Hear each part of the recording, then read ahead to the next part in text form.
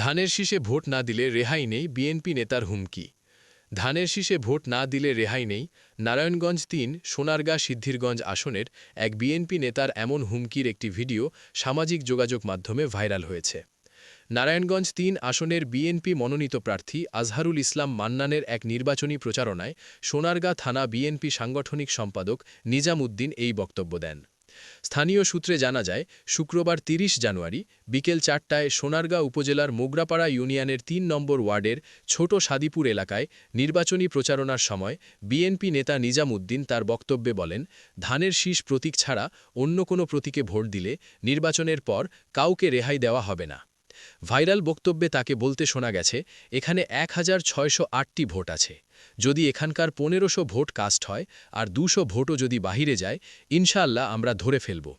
মনে রাখবেন কে কে অন্য মার্কায় ভোট দিয়েছেন, সেটা বের করতে আমাদের কারো কাছে যাওয়া লাগবে না, কারণ আপনাদের পেছনে আমাদের গোয়েন্দা লাগানো রয়েছে।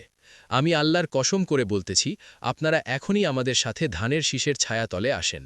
আর যদি আমরা নির্বাচনের পরে দেখতে পাই এখান থেকে অন্য মার্কায় ভোট চলে গেছে, আপনাদের মধ্যকার কেউ আমাদের সাথে থেকে বেইমানি করে ১০, ২০, ৫০ ভোট অন্য মার্কায় চলে গেছে, তাহলে কিন্তু কারো রেহাই নেই বলে দিলাম।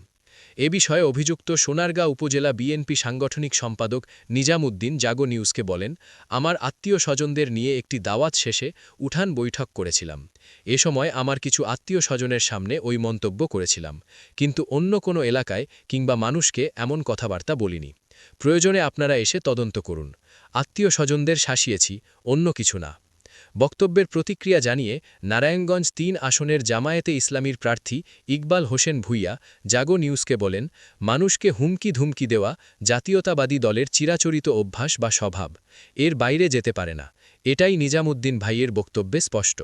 গণতন্ত্র আর নির্বাচনের আরপিওতে স্পষ্ট বলা আছে, এমন আচরণ করা যাবে না। সোনারগাঁ উপজেলা নির্বাহী কর্মকর্তা ও সহকারী রিটার্নিং কর্মকর্তা আসিফ আল জিনাদ বলেন, ভিডিওর বিষয়টি নজরে এসেছে। এ বিষয়ে দ্রুত ব্যবস্থা নেওয়া হবে।